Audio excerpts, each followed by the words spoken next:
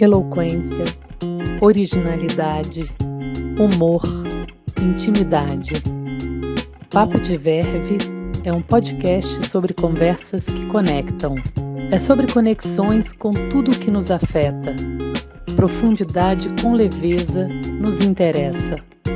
Nossos entrevistados são pessoas autênticas, inspiradoras, inteligentes, vibrantes, donos de um brilho próprio contagiante. São gente como a gente, quase sempre anônimos, que surpreendem com sua verve única. O Papo de Verve de hoje poderia ser um papo cabeça, super acadêmico. É que recebo aqui, com enorme prazer, a professora Marisol Goya, atual chefe do Departamento da Faculdade de Administração e Ciências Contábeis da UFRJ. Marisol é doutora em Antropologia Urbana, o que lhe rendeu uma vivência na Espanha, e mestre em Sociologia pela UFRJ, mesma universidade em que se graduou em Ciências Sociais. Mas feitas as devidas apresentações, o que nos reúne hoje, fora da sala de aula, são outras lições. Mais especificamente, as que a Marisol, mulher, mãe e profissional que não desistiu de alcançar seu lugar ao sol, aprendeu ao construir sua carreira, vivenciar a maternidade, reinventar os relacionamentos e, sobretudo, a cada decisão política da sua vida privada. Toma a liberdade de roubar o título do artigo científico que publicou recentemente na revista Altera da Universidade Federal da Paraíba para concluir esta introdução. Entre privilégios e perrengues, relato autobiográfico de uma professora de antropologia. É este um título que finalmente nos representa, Marisol. Seja muito bem-vinda. Obrigada, Mari. Prazer bater um papo com você. Muito bom ter você aqui. Acho que estão fazendo 10 anos, né, Marisol, que você foi minha orientadora no mestrado na EBAP, na Fundação Getúlio Vargas. Naquele então, você me apresenta a antropologia e o trabalho da Miriam Goldenberg, que foi inspiração para a gente na nossa pesquisa, falando sobre o feminino, a representação do feminino, o envelhecimento, o corpo como capital, enfim, foi um trabalho muito gostoso e que me abriu um horizonte muito interessante.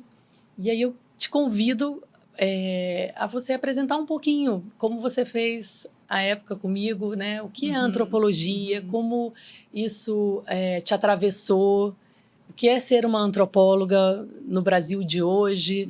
Apresenta um pouquinho esse contexto, da onde você vem. Deixa eu só me relembrar como é que foi, porque está me vindo agora à memória quando eu te conheci, que foi lá na EBAP, as nossas primeiras conversas, quando você veio falar, eu tenho uma marca de lingerie e eu quero me comunicar de uma forma diferente, e eu entendo que as mulheres muitas vezes não dão um valor para si mesmas, para o que elas querem vestir para si mesmas, como se fosse uma coisa que internamente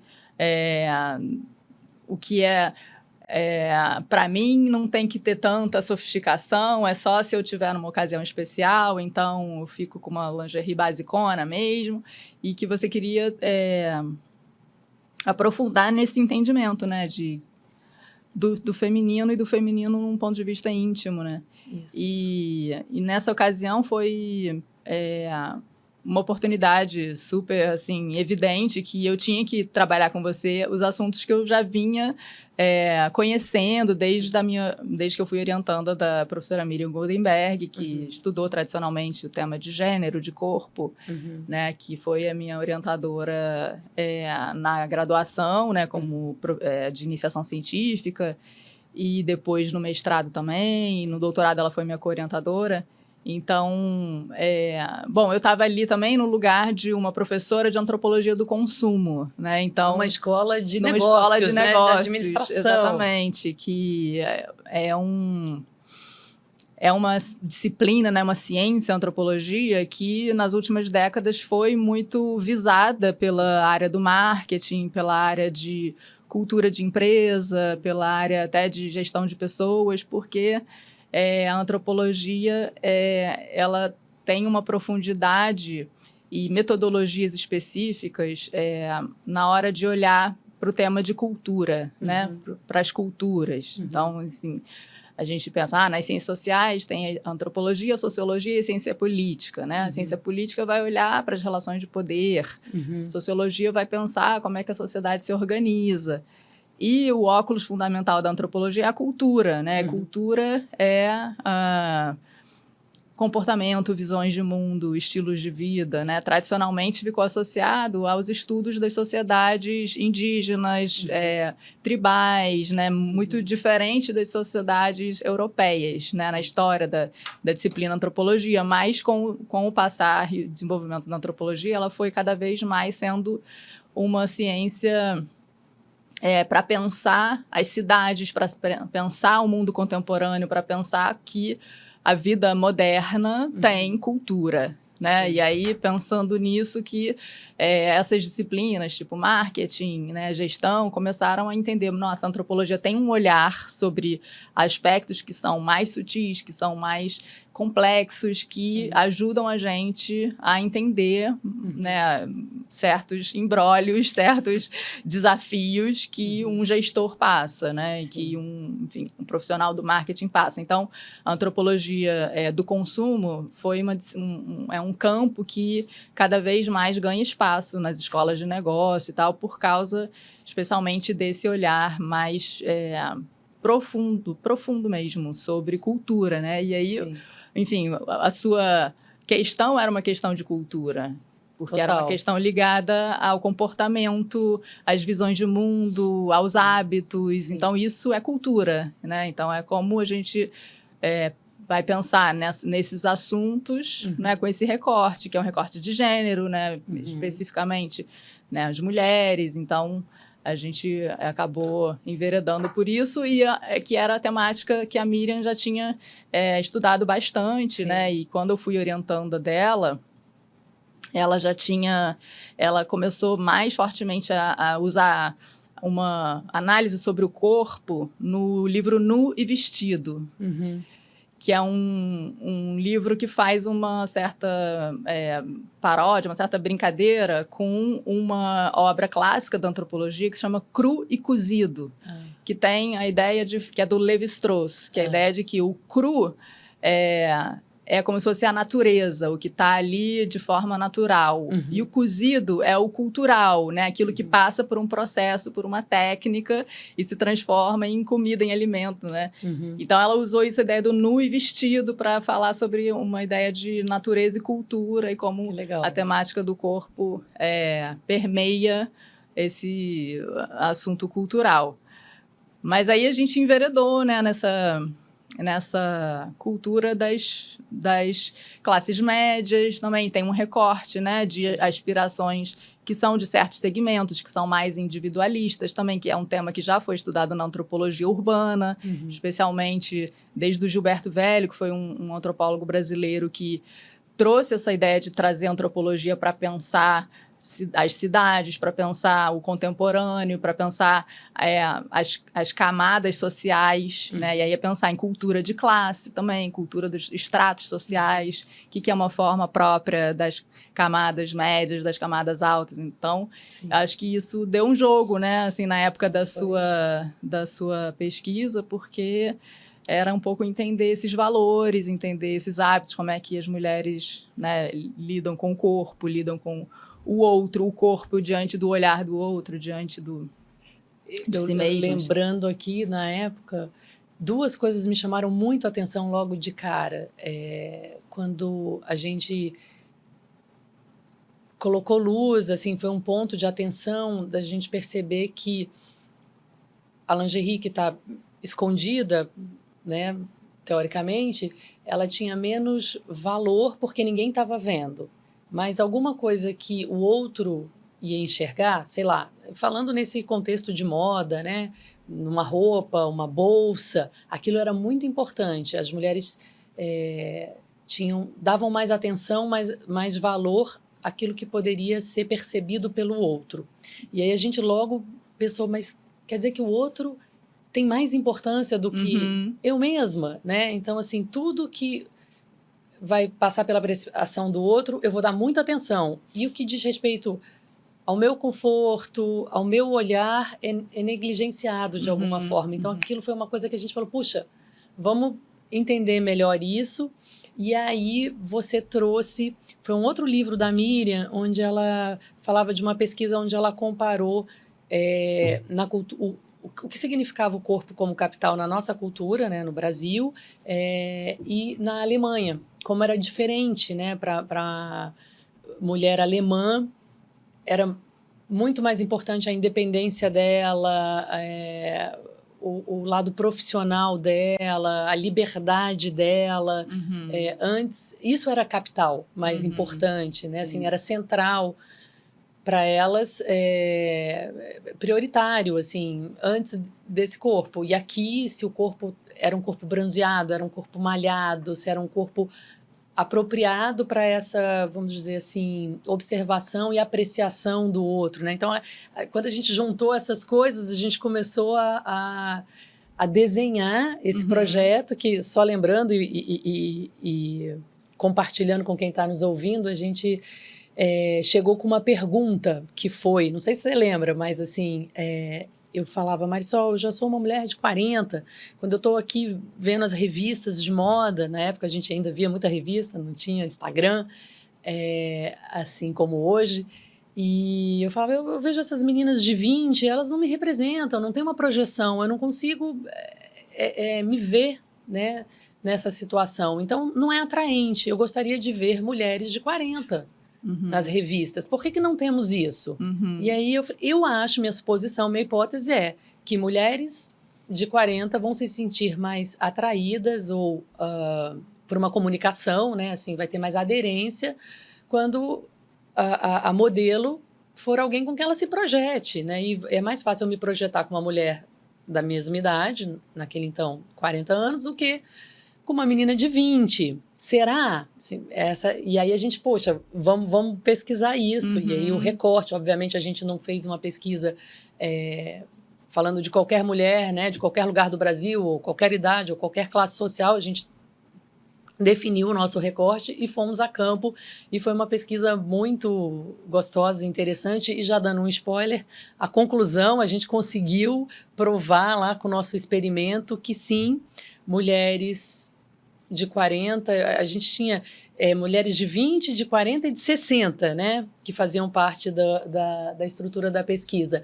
Elas eram mais eficientes, persuasivas nos anúncios, né, para este público do que mulheres mais jovens. Então, isso era um caminho que a gente ficou super animada, porque era muito contra a cultura do momento, onde 9 entre 10 anúncios eram mulheres magras, brancas e jovens. Então, a nossa história é, quando eu vou desviar desse padrão, seja, né, a gente já tinha visto que tinham muitas publicações, muitos estudos, muitas pesquisas, mostrando o desvio do corpo não magro e do corpo não branco, mas não tinha nada do corpo não jovem.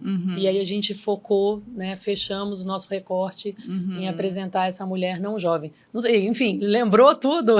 Passou esse filme aí na sua cabeça? Para mim também passou, porque no fundo era um certo recado também para os pensadores da comunicação, os pensadores do marketing, os pensadores do consumo, que era uma forma de abrir os olhos, né, para dizer, olha, tem uma demanda aqui que vocês não estão enxergando, né? Tem uma coisa aí latente que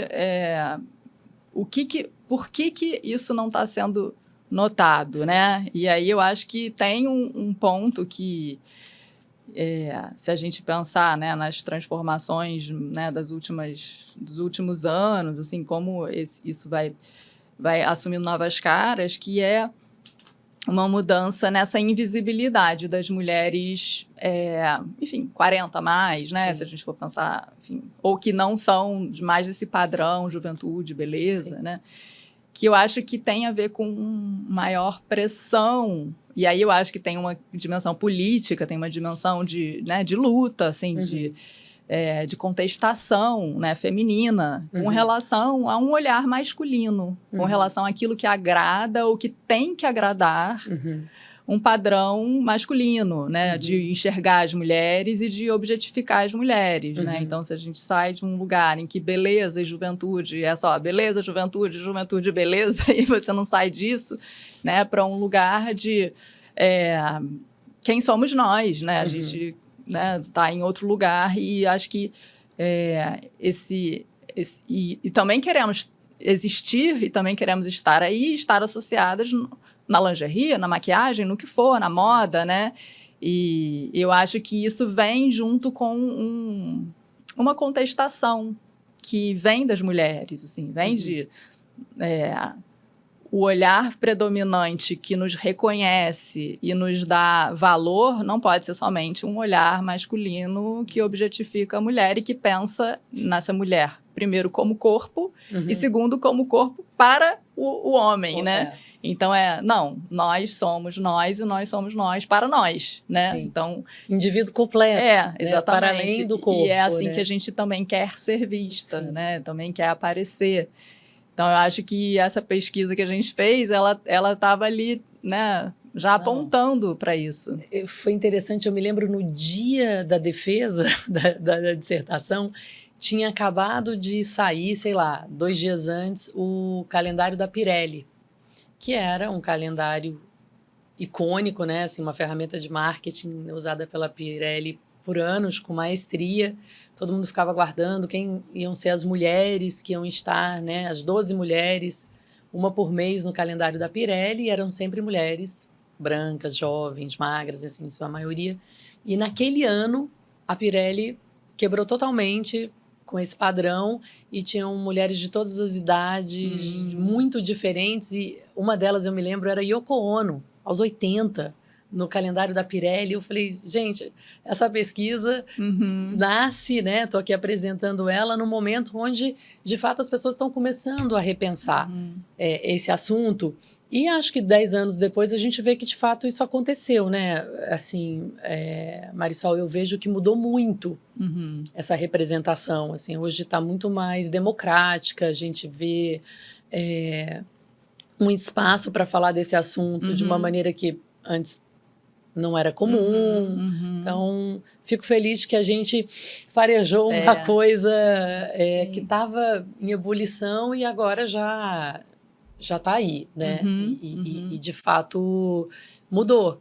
Sim, que bom que mudou. Sim, né? Sim, está mudando. Está mudando, exatamente. Sempre tem coisas, né?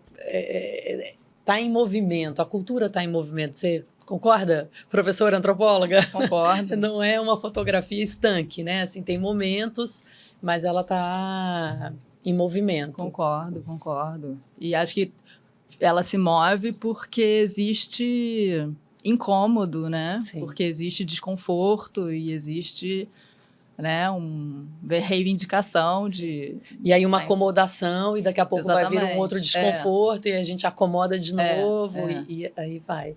Exatamente. Acho que é por aí, sim. Mas, Marisol, então, assim, agora que eu já fiz essa super apresentação da nossa história e dessa pesquisa que foi muito bacana, adorei me debruçar, né, sobre esse assunto, com a sua orientação, foi muito legal. Eu acho que isso me transformou o meu olhar de empresária e de mulher também, assim, me inspirou em tudo que eu faço na Verve, então... Só para fazer um parênteses, a gente tinha colocado anúncios de 3 tipos de mulheres. Foi. Uma mulher visivelmente 60 a mais, né? Uma 40 e uma mais novinha. 20, né? Era. E as mais persuasivas foram as mais velhas, né? Foram as mais velhas. Acho que as pessoas mais clicavam para entender aquele produto, para, né, para comprar aquele produto. Então, foi realmente, mostrou pra gente isso. Não, e no experimento eu me lembro que a gente, né, tomou todos os cuidados. Então, a gente primeiro checou se a modelo que a gente pegou de 20 era percebida como uma mulher de 20 Exatamente. E se era percebida como bela. A de 40 a mesma coisa. Qual é a idade percebida e ela é considerada uma mulher bonita? Né? Porque a gente podia pensar, ia ter um viés ali. Não, escolheram a de 40 porque ela era visivelmente uma mulher mais bonita do que a de 20 ou a de 60. Sim. Não foi o caso. Assim, a gente checou. Fez o controle, Lúcia nos ajudou exatamente. Nessa parte estatística aí pra gente fazer um experimento de segurança. Foi bem bacana. Foi muito bom. Gostei muito. Mas, Marisol, assim, de lá para cá, né, a nossa relação deixou de ser só de orientanda e orientadora, e a gente continuou se curtindo e acompanhando, né, e a trajetória das duas 10 anos depois, né, muita coisa aconteceu. Hoje você não está mais na FGV, está na UFRJ, e, enfim, eu sigo com a Verve, e como eu falei, a temática hoje, né, dessa representação do feminino está mais tá ampliada, mais democrática, felizmente, e eu sigo muito interessada e encantada com essa, até porque tem a ver, né, com a minha inspiração, o que é Verve, né, essa eloquência, essa graça, o que essas mulheres têm a dizer, e aí por esse olhar, a gente já está ampliando, né, saindo só do corpo e olhando para o indivíduo completo, né, assim, o que motiva e quais são, enfim, as questões que atravessam as mulheres. E aí hoje, eu pensei da gente conversar um pouco sobre a maternidade, né, que somos mães e mães que conciliam trabalhar e cuidar, né, dessa prole, dos filhos, né? Então, assim, o que é essa maternidade para você, né? O que tem sido? Hoje, o Paco está com quantos anos? 12. 12 anos. 12 anos. Eu tenho uma de 14 e uma de 17. Como é essa maternidade para você? Mulher de verve, antropóloga, pessoa que está aí... Como eu te apresentei, né, buscando o seu lugar ao sol dentro da sua profissão, da academia, das escolhas que você fez profissionais. Está sendo possível conjugar isso? Está sendo prazeroso? Você está puxando os cabelos? Como é que está esse momento? Eu acho que eu estou como a maior parte das mulheres, exausta. Exausta. Acho que existe uma exaustão, né, para mulheres que têm um perfil semelhante ao meu, né, que têm filhos, trabalham, né, se relacionam, buscam também outras realizações, né, também para além do trabalho, né, da família. Mas a maternidade dá muito sentido para a nossa vida, né? Sim. Eu sempre quis ser mãe. Sempre quis ser mãe. E... Enfim, foi uma jornada muito intensa, né, desde o início, porque eu quis ter o meu parto em casa, né, quis vivenciar tudo. Então, essa primeira fase, que agora o meu filho tem 12 anos, mas tem esses ciclos, né, da vida das crianças que vão trazendo também novos papéis pra gente, né? Sim. Então, eu acho que eu fui uma mãe muito zelosa, muito... integral, investida, assim, né? Investida na maternidade, assim, nos primeiros anos do meu filho, do Paco. Ele só usava fralda de pano, fiz o parto em casa, enfim, andava sempre com ele, né, agarrada, mamou até, sei lá, 2 anos e meio, né, aquela coisa livre demanda. Então, eu estava muito nesse lugar de mãe, muito... integral, lendo, né? Aí as coisas que me interessavam eram sobre maternidade, as coisas que eu queria trocar, né, eram sobre esse assunto.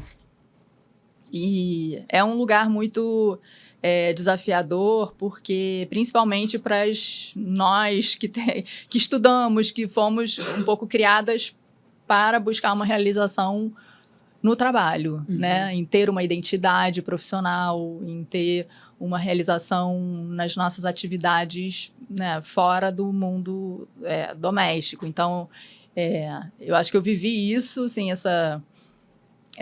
esse desafio, né, de estar num lugar de muita demanda emocional, e, ao mesmo tempo, ter que deixar um pouquinho de lado as aspirações, né?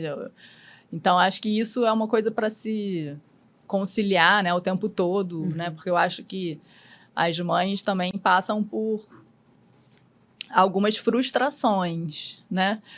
porque tem uma realização muito grande se você se dedicar ao outro, né, em você se doar para um filho, que é o sentimento que você sente, né, de que você tem que fazer, né, não tem outra alternativa e é quase que automático. Mas é muito tempo, né? A gente também dedica muito tempo. Sim. E nesse primeiro momento, esses primeiros anos, né, especialmente, são muito demandantes. Então, assim, agora é uma fase que é mais tranquila nesse aspecto, né? Porque, enfim, ele já tá grande, ele já fica um pouco em casa sozinho, já faz alguns percursos na rua sozinho. Eu ainda sou um pouco apavorada com ele andar por aí, mas, enfim, já... Eu tenho que começar a soltar. Tem que começar a soltar. Mas sim, é o meu filho. Eu não tenho uma rede de apoio, não tenho os meus pais. A minha família mora na Argentina. A minha irmã mora no Recife. Então, eu tenho que estar muito ali, né? Ele tem o pai dele, né? Vive guarda compartilhada. A gente compartilha uma série de decisões e de situações. Mas é muita responsabilidade, então isso, claro, que toma pra caramba, né, o meu tempo, a minha energia, a minha preocupação, né, hoje ele tava com dor de garganta, eu já fiquei, ai meu Deus, tomara que ele não tenha febre, né, aí, sabe, a gente fica com uma preocupação, mas eu acho que a gente vai também ganhando outras preocupações, né, enfim, e outras conciliar o tempo todo. Também, né? Porque você deixa de cuidar daquele bebê que precisa de muita atenção física ali, sensorial, vamos dizer, e aí você passa a ter também um indivíduo ali de 12 anos que já troca uma ideia, que você já vai vendo, né? Quem vai ser Paco na fila do pão, assim, que homem ele está se tornando. Né? Isso também imagino, assim, até com esse olhar da antropologia, né? Como esse mundo e essa cultura e a vivência que ele tem vai influenciando na visão de mundo que ele está criando, né? Então, eu acho que também é uma fase que eu acho muito interessante, ter esses indivíduos em formação trocando com a gente e que já não são mais uma extensão, né, do que a gente pensa e gostaria que eles... Mas que a gente ainda sente que precisa criar oportunidades ou caminhos para que eles...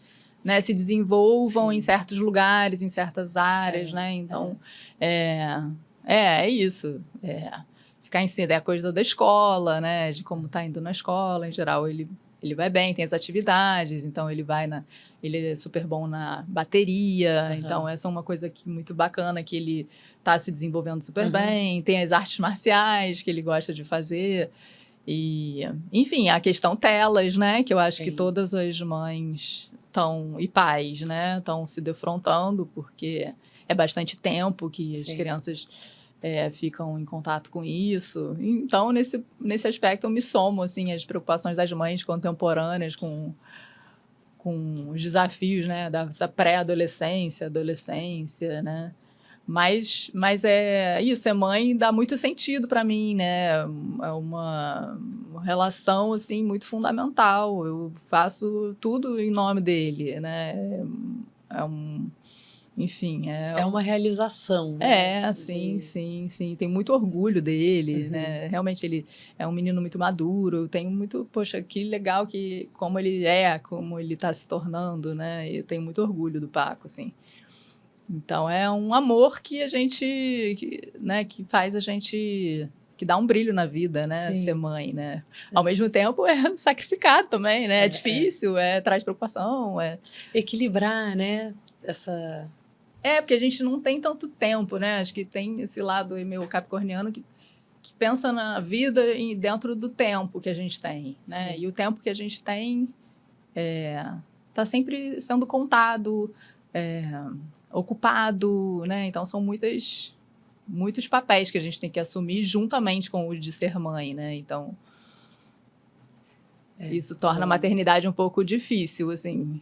Mas deixa eu te fazer uma pergunta, falando ainda da maternidade, mas indo além, porque eu sou mãe de menina, 2 meninas, você é mãe de menino, e você está muito ligada, né, ao tema do patriarcado e uma série de coisas que, enfim, são do seu interesse, que você estudou e se aprofundou e lê, enfim, tem, né, suas posições, e aí você está, na prática, participando do desenvolvimento de um homem.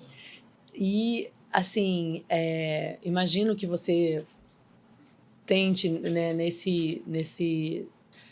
acho que até onde a gente consegue apresentar um pouco do mundo, né, para os nossos filhos, que ainda são, quando são pequenos, você vai, obviamente, apresentar um recorte que faz sentido para você. Então, imagino que você, desde sempre, já mostrou para o Paco a importância, né, dele se interessar por uma série de coisas que talvez na nossa cultura um menino de 12 anos não esteja tão atento, né? Uhum. Sei lá, atividades domésticas dentro de casa, né? Entender que tem ali não é obrigação só de uma parte fazer mas é todo. difícil. Eu não tenho dúvidas. Mas a minha pergunta é a seguinte, Marisol, assim, só estou dando um contexto. Eu vejo hoje assim, mulheres muito interessantes e interessadas, e papos que são, assim, muito bacanas nessa rede de mulheres, nesse feminino, assim, que tem verve, que tem interessância mesmo. Não sei, não consigo achar um outro termo aqui para explicar. E eu não vejo isso com tanta facilidade, né, assim, na minha rede masculina, assim, dos meus amigos, irmãos, primos, tios. Tem outras trocas, né? Assim, tem uma leveza, tem uma brincadeira constante, uma coisa às vezes até boba, né? Que você fala, meu Deus do céu, como é que tá rindo disso? E uma despreocupação com uma série de coisas que a gente se preocupa pra caramba. Então, assim, obviamente que tem as diferenças de gênero, né? E como isso acaba nos afetando. Mas eu fico pensando assim, tô doida de achar que as mulheres estão muito interessantes e os homens estão no mesmo lugar. E se isso está acontecendo, de fato, da gente... Sei lá, qualquer recorte que eu vejo de grupos que vão ter mulheres e homens, eu tô achando as mulheres, sei lá, a sala de aula da minha filha, né? O que eu fico vendo que as meninas estão fazendo, eu vou lá na feira de ciência, cara, como elas estão investidas naquilo que elas estão fazendo, como os projetos são interessantes, como elas se colocam bem, elas falam bem. Aí você vai ver um grupo do lado dos meninos. Eles estão ali meio, olha isso aqui, menos investidos, no mínimo, sabe? Pode ser a fase da idade, mas aí eu vou olhando para outras idades, outros contextos e vou vendo esse padrão se repetir. Então, essa primeira pergunta é, tô doida ou isso está acontecendo? E segundo, se estiver acontecendo em alguma medida, como é que você vê isso dentro de casa, com o Paco em formação? Você acha que o fato de você estar atenta e estar, com certeza, trazendo para ele recortes diferentes, eu acho, do que a maioria das outras famílias talvez estejam apresentando para meninos dessa idade, faz com que ele tenha esse despertar para temas que, enfim, eu não vejo serem muito... Não atravessam, passam pelos meninos, assim, eles não têm a mesma verve que a gente tem. Eu acho, aí assim, a minha hipótese para essa sua teoria... Doida! Vamos fazer uma pesquisa. É que eu acho que, assim, as mulheres sofrem mais. Eu acho que as mulheres tendem a sofrer mais. E isso faz com que elas precisem elaborar mais a vida delas no mundo. Pensar mais sobre as coisas. Elas têm que estar mais atentas. Sim. Às diferentes situações. Eu acho que e eu acho que isso desenvolve nas mulheres uma coisa interessante. Assim, uma forma de estar no mundo que precisa se desenvolver e, ao mesmo tempo... elas sentem que elas são mais cobradas. Pelo fato de que elas são mais cobradas, elas se exigem mais. Então, elas se exigem mais nos diferentes âmbitos. Isso vai fazer com que elas fiquem mais interessantes, porque, né, se colocam mais, elas se colocam melhor porque Então, elaboraram mais para entender e ao mesmo o seu tempo espaço. porque estão mais suscetíveis ao olhar do outro, eu acho. Uhum. Então, acho que talvez para os meninos seja um pouco mais simples, assim, eles estão um pouco mais confortáveis. Então, eles não precisam elaborar tanto assuntos subjetivos, né? O Paco, por exemplo, pensando no meu filho, ele pode desenvolver conversas maravilhosas sobre o enredo dos jogos que ele joga, sobre assuntos técnicos, que ele adora, computador, coisas de informática. Os interesses dele, possivelmente, são diferentes dos interesses das meninas da turma dele, que eu conheço pouco, assim, eu tenho mais contato com uma amiga dele que até tem um perfil de lidar mais com os meninos, então eu tô um pouco por fora, assim, do perfil das meninas, mas eu posso captar, porque tem uma sobrinha, porque, enfim, que esses assuntos mais subjetivos, mais, talvez, das políticas, das relações e tal, as meninas precisam desenvolver e elas estão mais suscetíveis aos olhares dos outros, né? Sim. E também a se cobrarem mais. Então, acho que tem uma autocobrança. Eu vejo, por exemplo, nas escolas, né, nas turmas que o Paco passou, a relação com a escolarização, né, com as provas, com o aprendizado. As meninas se cobram, elas sofrem, né? Elas não passam de ano, ou então elas não estão aprendendo, ou o professor falou de uma forma... Né? Eu vejo, porque a gente agora tem o fenômeno grupo dos pais, né? Sim. E grupo dos pais é um termômetro ali, que assim, a gente vê assim, como os pais das meninas estão mais sensíveis assim, a como elas estão dentro da escola do que os pais dos meninos, né? Então, assim, eu vejo o Paco, não sei, ele não liga muito se tem um professor que é meio grosseiro ou que... E se ele tirou a nota da média. Sim. Tá bom. Ele vai ótimo. chegar em casa e vai jogar o videogame dele e passou de ano, entendeu? As meninas, acho que não. Elas se sentem que elas precisam entregar mais.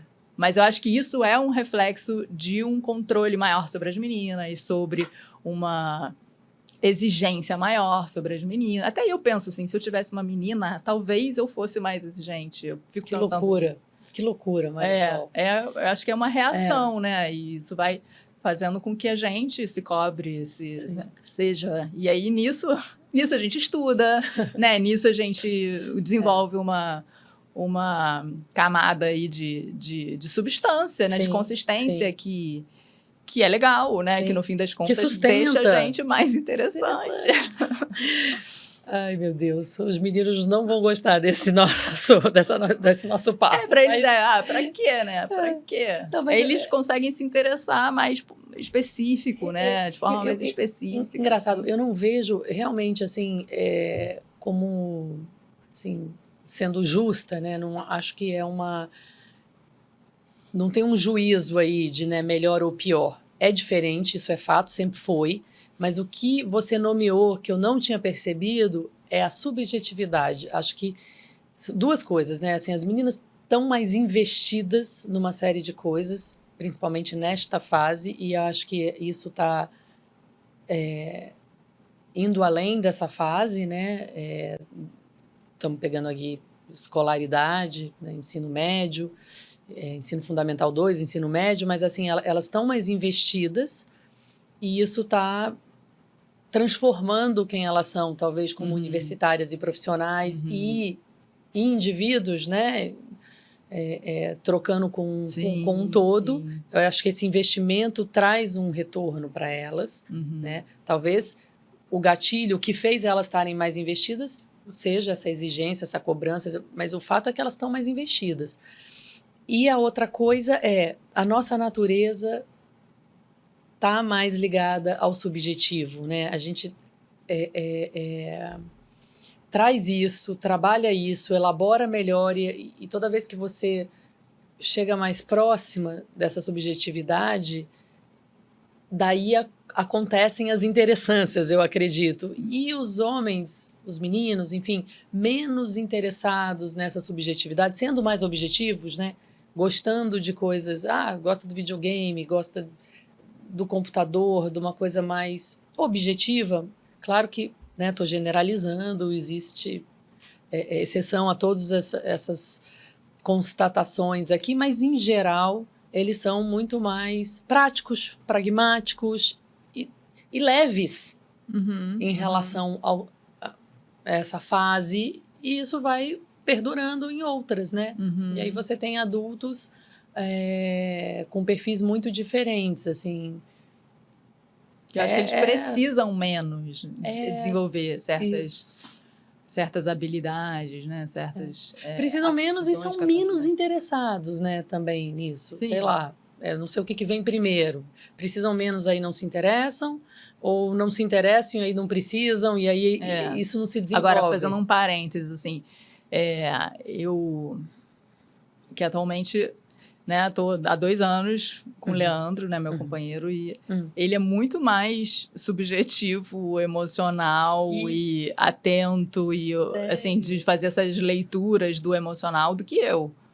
Olha, que interessante, então, a gente Marisol. tem, assim, tem esses homens sensíveis, né, que também passaram desde a época também que eu estudava com a Miriam, tinha uma reportagem sobre transformações do homem, né, como que diante das mudanças que as mulheres foram, né, levadas a tomar, né, de entrar no mundo do trabalho, né, de ter uma postura mais agressiva, que isso também foi reconfigurando o ser masculino, né, o ser homem, os padrões de masculinidade, né, então eu acho que também o nosso tempo contemporâneo também faz brotar esse perfil, que é um perfil mais sensível, que é um perfil interessado nessa dimensão mais emocional da vida, né, na sensibilidade, né, isso a gente vê nas artes, na música, a gente vê claro.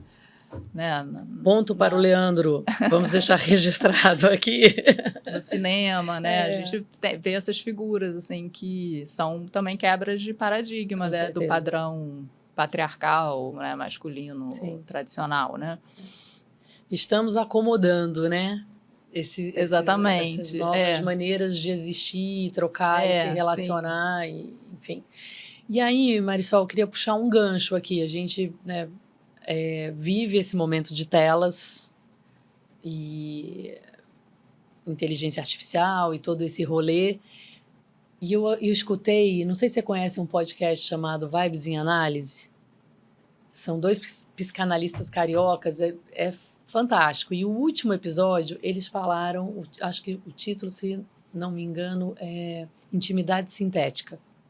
Eu achei isso tão interessante. Eles falam, né, das pessoas que estão se relacionando com a inteligência artificial de diversas formas, como companhia, como apoio e como terapeutas, né, que está ali 24/7 disponível, que você pode fazer o upload, né, para essa inteligência artificial do que você quiser da sua vida. Vou pegar minha relação com a Marisol, pegar aqui nossas trocas de WhatsApp dos últimos anos, para que essa inteligência tenha o contexto da base da nossa relação, e aí posso pontuar alguma coisa específica que aconteceu ontem, e aí trocar, né? Eu acho isso uma loucura. Uma loucura! E aí, assim, quanto mais a gente vai pensando, né, e tirando as camadas desse momento e como as pessoas estão elegendo criar os seus vínculos virtuais, né? Assim, sei lá. Eu queria... Não sei, assim, você como antropóloga, como é que você vê esse momento da nossa sociedade, da nossa cultura, tendo muito mais apetite para essa interação digital, muitas vezes até com o humano, né? Assim, antigamente eu me lembro, ela terminou o relacionamento por WhatsApp. Agora, assim, tudo acontece por WhatsApp, né? mandar um nude, então, assim, você erotiza pelo WhatsApp, você se trata... Algumas pessoas, né, estão escolhendo ter um apoio emocional com uma inteligência artificial, você edita tudo que você vai apresentar sobre você, seja para o seu público, vamos falar, sei lá, o seu perfil de Instagram, a foto que eu vou colocar, a legenda, como eu vou editar essa pegada digital, né, assim, essa construção da minha identidade para este público que está me assistindo. E na relação que eu estou tendo, né? Assim, porque as pessoas têm, neste momento, sustentado menos essa relação. Vamos para um barzinho?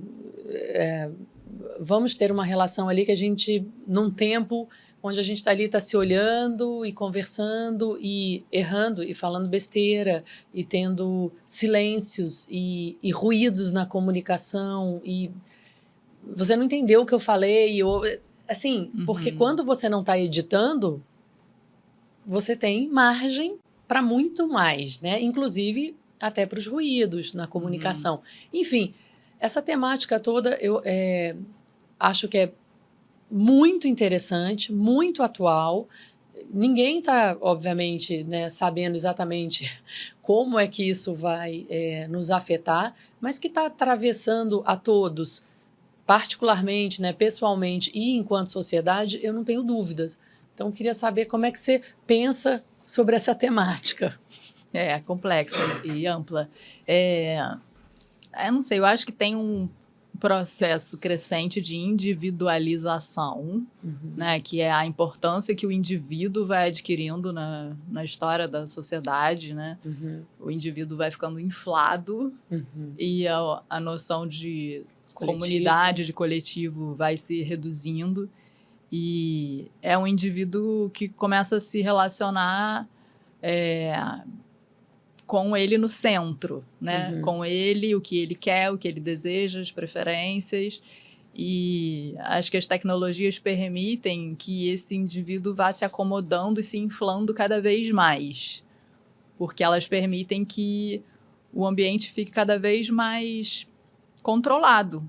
Então, um amigo, ele vai te demandar o seu tempo, ele vai te demandar o seu esforço, a sua...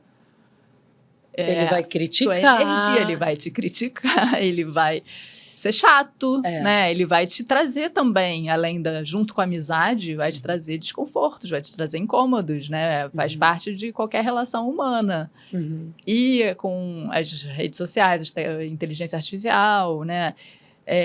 O ambiente se torna muito mais adaptável ao que o indivíduo quer, conveniente, né? Então, eu vou ver no Instagram os assuntos que me interessam, só o que eu quero ver, na hora que eu quero, na estética que eu quero. Eu não estou submetida ao imponderável, eu não estou submetida ao imprevisto, né? Então, eu acho que tem um pouco de uma conveniência que dá essa impressão de que, enfim, a gente é muito importante, de que o que a gente diz é fundamental, e que muita gente vai ouvir e não vai, ou então vão ser essas diferentes bolhas, mas isso, assim, me preocupa muito por a fragilidade do senso de coletivo, né? Então, as pessoas estão muito mais interagindo, pensando na imagem delas, né? Uma coisa mais narcísica, né? De como que eu vou sair na foto, né? Sim.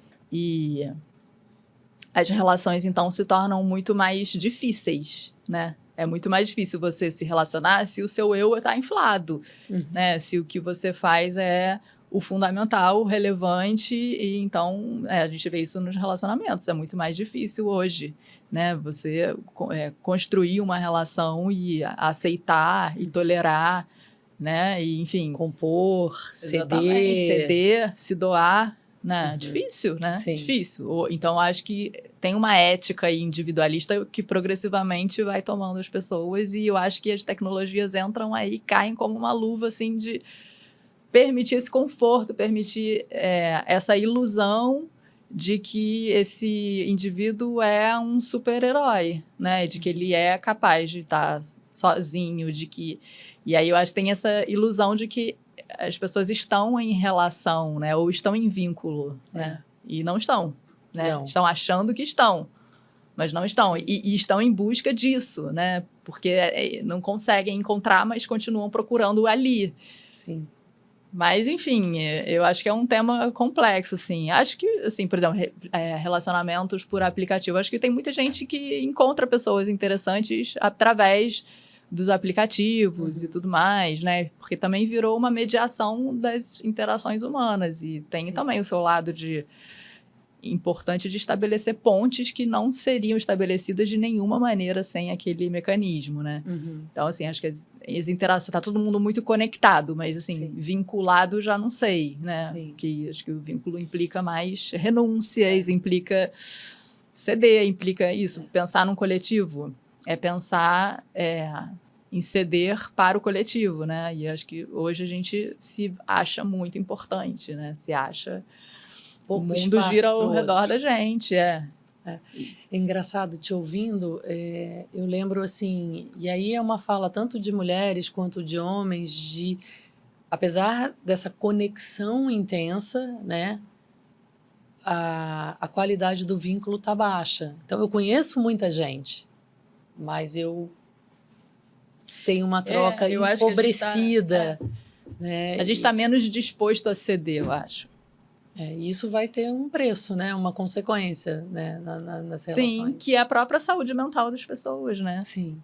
Sensação de solidão, de ansiedade, né? É isso, aí os medicamentos de saúde mental só aumentam, enfim, terapias e lá. Sim. Aí volta para o mundo virtual para tentar sanar essas coisas. Tá complicado, Marisol. Tá complicado, mas assim, eu me sinto parte disso também. Claro. Me sinto parte disso Todos também. Por nós. exemplo, a coisa das reuniões online. Nossa, a comodidade que isso trouxe, né? Você fazer uma reunião online hoje é muito mais cômodo para todo mundo. Sim. Mas você perde muita coisa fazendo uma reunião online, né? E eu acho que a gente está renunciando a isso. A gente está renunciando ao laço social, né? Sim. Engraçado, eu comecei agora a fazer uma outra graduação em psicologia e eu fiz questão... Também psicologia só tem presencial, mas assim, se eu fosse estudar qualquer coisa, eu queria que fosse presencial.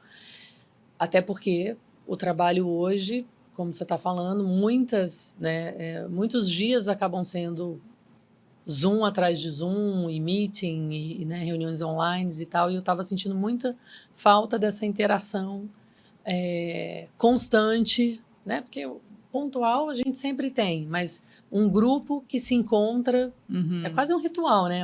Aula segunda, quarta, sexta, tal horário, aquele mesmo grupo, naquele espaço, e aí como as relações vão se dando e aí, o fato, assim, no caso, a minha turma tem gente que está fazendo segunda graduação, como eu, e aí, então, tem, sei lá, 40, 50, 60 anos, e tem os que acabaram de chegar, né, do ensino médio.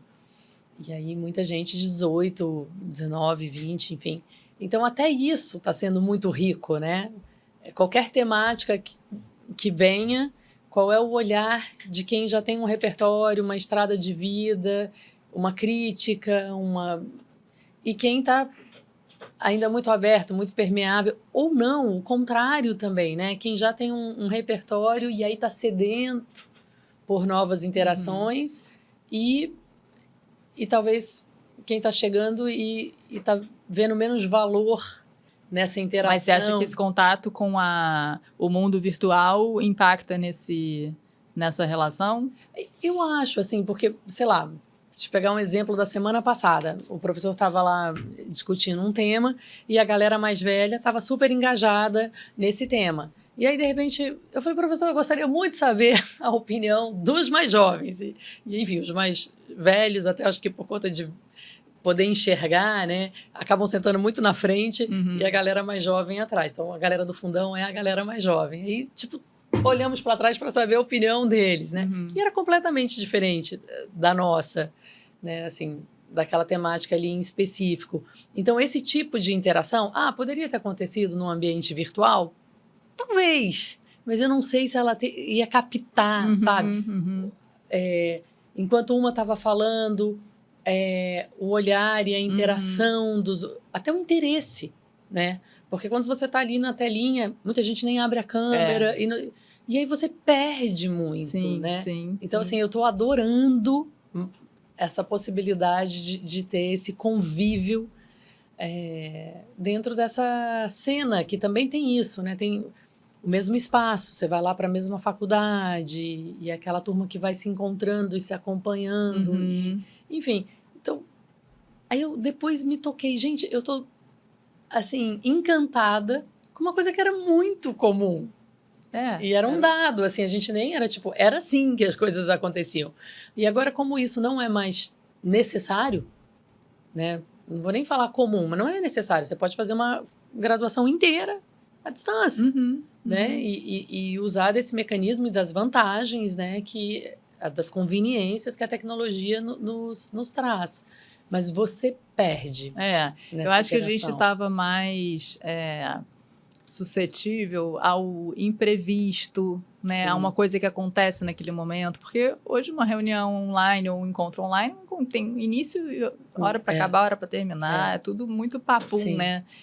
E quando você está em interação, coisas acontecem e as pessoas estão compartilhando uma situação e estão se sentindo, né? Que eu acho que é o diferencial fundamental, né? Eu acho que vai ser isso um artigo raro, assim, daqui a alguns anos, um encontro presencial, né? Porque vai ser tudo tão mais confortável você fazer online ou ficar em casa ou, enfim, resolver tudo com as telas que... Né? Para quê? Se encontrar. Daí eu fico pensando em aspirações, assim, aí vão ter retiros analógicos. Exatamente. Para as pessoas se desintoxicarem, né, do digital, do virtual. Aí o que você vai fazer no retiro analógico? Óbvio, né? Não vai levar telefone e tal. Vai plantar, vai fazer fogueira e uma conversa em volta da fogueira. Exatamente. Vai cozinhar junto.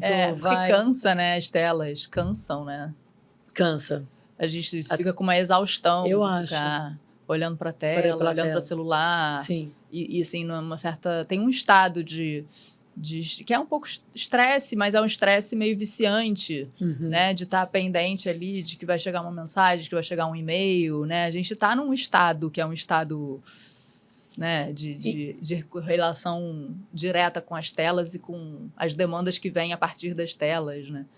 Sem contar da possibilidade de estar fazendo 2 ou 3 coisas ao mesmo tempo, né? Porque eu tô aqui nessa reunião, mas aí eu nem abro a câmera, eu tô escutando, e aí eu abro uma nova janela, sem parar. E aí vou fazendo uma outra coisa aqui que eu tenho que fazer, aí eu volto a minha atenção para... A gente trabalha sem parar. Sem parar. Tá sempre trabalhando. Sim. Sempre trabalhando. Produzindo, né? Produzindo em atividade, mentalmente, né? Aí não tem espaço também, né? Para você oxigenar, acho que gestar alguma coisa que surge, assim... Hoje eu valorizo o tédio. Eu vi numa entrevista uma vez de um psicólogo que falava assim, aquela experiência que a gente tinha voltando para casa de ônibus e apoiava a cabeça na janela e só ficava olhando assim, né, meio sem... Não, a gente não tem mais, porque a gente vai e vai olhar para o celular, né, ver o que está acontecendo. Consumir mais alguma coisa. Às vezes até coisas interessantes, mas é um estado de consumo permanente. E de alerta. E de alerta. A gente não tem mais aquela coisa, tipo... Sabe a tela em descanso do computador, que a gente ficava meio assim... Vamos ter consequências, né?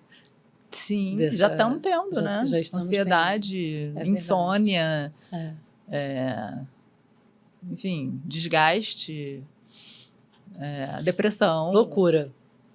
Olha só, Marisol, a gente está quase no nosso tempo e eu queria aproveitar para falar também de uma coisa que a gente começou, mas não aprofundou, que lá na nossa pesquisa a gente se debruçou sobre o tema do envelhecimento e foi ótimo. E envelhecemos 10 anos, pelo menos, de lá para cá, eu e você. E eu queria te perguntar, assim, pessoalmente, como está sendo essa mulher mais madura que hoje você é, do que a professora de 10 anos atrás? Você está em paz com com esse desabrochar natural, né? Uma metáfora que eu gosto muito, uma analogia, assim, uma fotografia até, assim, de pensar que eu pelo menos me enxergo mais no pôr do sol hoje, né? O sol não é mais o sol nascente e nem aquele sol de meio-dia, mas tem um encanto nessa fase do pôr do sol, né? Que começa a se pôr enfim, uma calmaria, um certo distanciamento de coisas que antigamente poderiam ser gatilhos que iam trazer uma Mariana muito mais intempestiva, mais reativa, né? Acho que hoje eu estou bem mais tranquila com uma série de temas, acho que mais segura, menos preocupada com uma série de coisas. Então, enfim, eu estou olhando com uma certa poesia. Claro que tem 1000 perrengues, tem perdas nesse envelhecimento, mas eu acho que tem muitos ganhos também. Então, assim, é pelo menos como eu estou vivendo esse momento. Como é que está sendo para você? O que é hoje olhar para essa maturidade? Bonito isso que você falou, né, de você. Eu chego lá um dia. Não sei dizer exatamente. Eu acho que eu estou refletindo ainda. Acho que é realmente a sensação de perdas e ganhos, assim. Uhum. Porque, assim, eu fiz 40 anos na mesma época que eu entrei na UFRJ e a minha vida profissional ficou mais estável. Uhum. Então, isso me deu uma certa tranquilidade que eu não tinha. Uhum. Mas não foi, eu acho, pela idade, foi pela situação de estar me estabilizando. Uhum. Mas, não, também profissionalmente a gente tem ganhos de maturidade, né? De se sentir mais segura para se expor, para trabalhar, para colocar nossas ideias, né? Enfim, eu sou professora, eu tenho que estar diante de pessoas e me tornei chefe de departamento. Tem uma coisa que o tempo realmente dá uma maturidade, né? Uhum. Mas, assim, eu penso mais na morte, eu penso mais na doença, eu penso mais que, tipo, como se você tivesse, tô aqui no meio, né? Daqui pra... Só vou descer, né? Né? Isso. Chegou meio-dia, no meio-dia para baixo.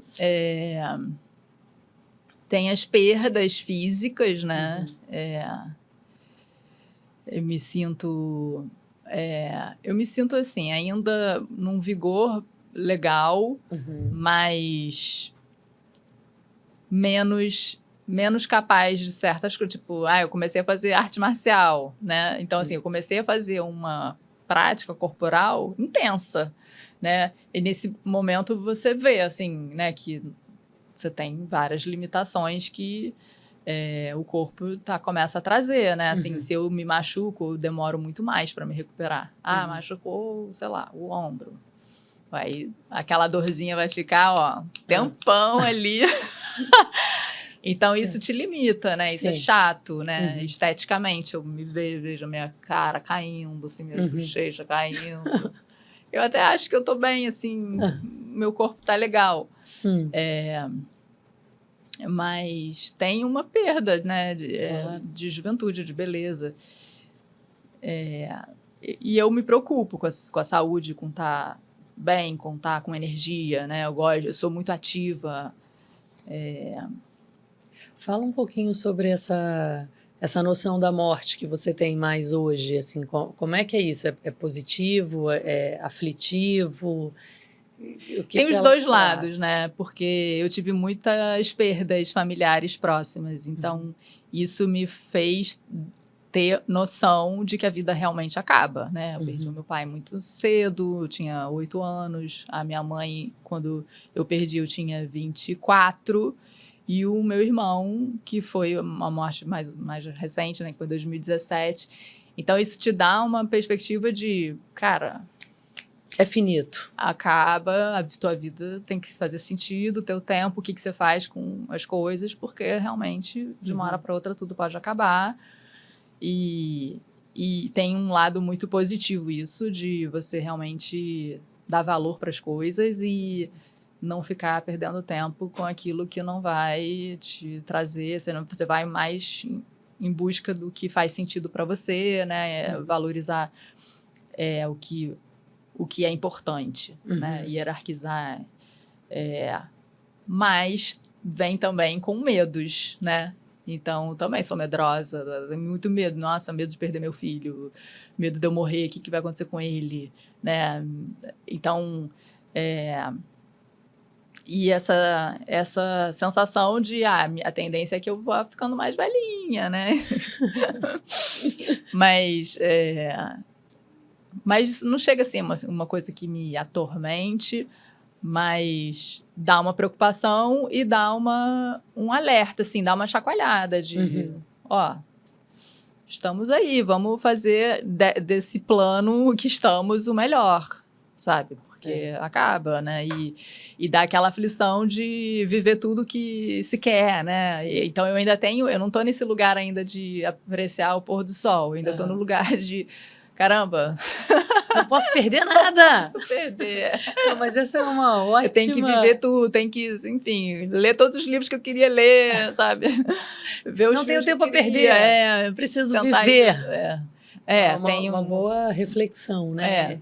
Entender que tá nesse rolê aqui vale a pena, então... E tem que fazer valer a pena. Tem que fazer valer a pena. Tem que fazer valer a pena. E tentar encontrar isso sem uma ansiedade, né? Sim. Tipo, apreciar o que tem.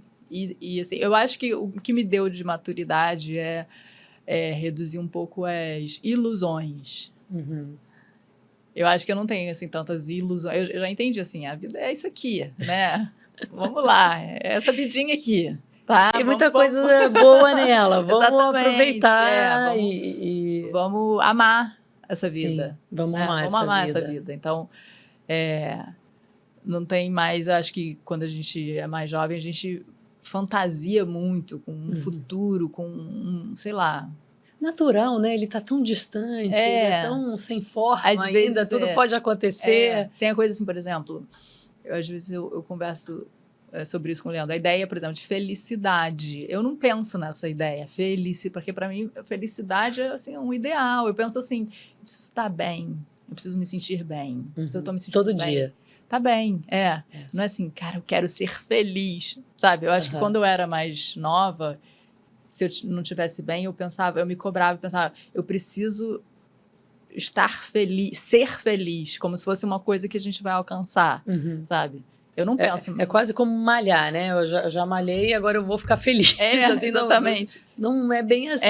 Eu me cobrava isso. Tem... E eu não penso, mas faz, assim, anos que eu não penso. Eu penso assim, eu preciso estar bem, me sentir bem, né? O que eu preciso para me sentir bem?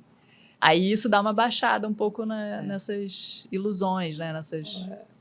É uma boa colocação. E assim, quando eu falo para você que eu tô nessa fase, enxergando o entardecer com uma certa, sei lá, poesia até, não quer dizer que eu pendurei as minhas chuteiras e tô só esperando o tempo passar. Não é sobre isso, de jeito nenhum, né? Ainda tem muita vontade, muita intensidade, muita verve, muita coisa para viver. Mas a maneira como eu escolho viver essas coisas é que mudou. Né? Eu acho que o que muda um pouco também é assim, uma ansiedade que a gente tem de fazer uma diferença, sabe? Acho que todo mundo sente um pouco isso, né? Tipo, eu vou morrer e aí, o que eu deixei? Qual foi o meu legado, né? Qual o seu propósito nessa vida? Acho legal, assim, a gente ter algum grau disso, mas eu acho que com o tempo isso vai se redimensionando, assim, de a gente se cobra deixar um impacto, né? E às vezes não, né? Simplesmente não deixar nada já é bom, né? Sim, sim. Não, e acho que essa noção que você trouxe de fazer com que todo dia importe nesse sentido, não de que você construiu uma grande coisa para ficar, enfim, para ser o seu legado, mas que seja bom, que seja agradável, alegre, sei lá, que te deixe ético, bem. que te deixe bem, que te deixe em paz. Exatamente. Né? Assim, que as trocas sejam valiosas, né? Que sejam frutíferas, que sejam verdadeiras. Eu acho que isso também, talvez, né? Que você falou de maturidade. Eu acho que a maturidade traz um autoconhecimento e com esse autoconhecimento a gente entende o que a gente precisa, né? Sim. O que a gente quer. Então, acho que isso isso também supérfluo, o que é essencial. Dá uma né? redimensionada nisso também. Assim, eu não...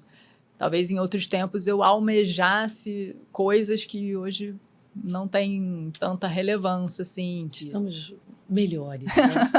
Acho que sim, né? Alguma coisa tem que ser melhor, né? Muita coisa boa. Muita coisa melhor. Muita coisa melhor com a maturidade, sim. Enfim. Ai, Marisol, adorei esse papo e saber um pouquinho mais sobre a sua visão, sobre essas coisas todas que fazem parte desse nosso momento, né? Falamos um pouquinho de envelhecimento, de maternidade, de pesquisa, de morte, de envelhecer, são temas fascinantes. Então, quero super te agradecer. E não sei se você quer me perguntar alguma coisa que também a gente falou. Posso te perguntar? Pode me perguntar o que você quiser. Não Estava sei pensando antes, assim, eu falei, de repente tem coisas que eu poderia até fazer a Mariana falar, porque você é muito interessante, né, vasta, né, nesse sentido de se interessa por assuntos diferentes. Acho que conversar com você sempre gratificante nesse sentido de trazer coisas que florescem, assim, sabe? Então, que bom é bom.